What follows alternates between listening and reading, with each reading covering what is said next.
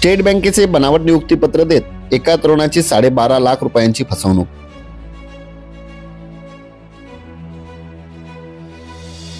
नंदुरबार जिल्ह्यातील अतिदुर्गम धडगाव शहरात नोकरीचे आमिष दाखवून एक सुशिक्षित बेरोजगार तरुणाची 12,50,000 रुपयांची फसवणूक झाल्याचा प्रकार उघडकीस आला आहे।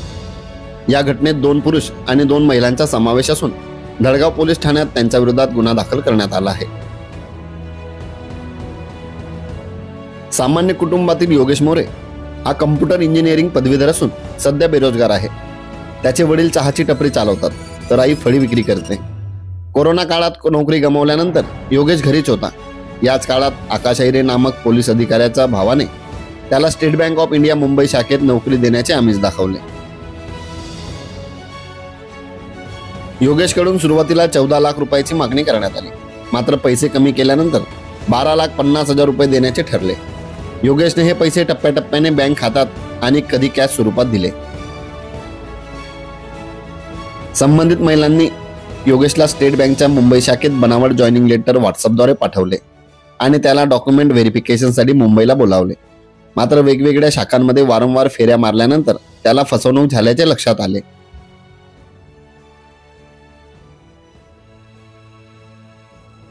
फसवणूक लक्षात येताच योगेशने संबंधित आरोपींशी संपर्क साधून पैसे परत मागितले, परंतु पैसे परत न मिळाल्याने अखेर योगेश मोरे याने धडगाव पोलीस ठाण्यात तक्रार दाखल केली। पोलिसांनी आकाश आत्माराम अहिरे राहणार शांतीनगर धडगाव, वैशाली मिनल वसावे, मिनल जहेरसिंग वसावे राहणार अरिहंतनगर नंदुरबार व शीतल अनिल तडवी मुंबई या चौघांविरोधात भारतीय दंड विधान कलम 420, 468, 465, 34 प्रमाणे गुन्हा दाखल करण्यात आला आहे। मी योगेश मोरे धडगाव शांतीनगर धडगाव या ठिकाणी राहतो। मला एका व्यक्तीने सरकारी नोकरी लावून देण्याचे आमिष दाखवून 12,50,000 रुपयांची फसवणूक केली। आधी त्यांनी माझ्याकडनं वारंवार पैशांची मागणी केली। मागणी केल्यानंतर मला त्यांनी जॉईनिंग लेटर दिले।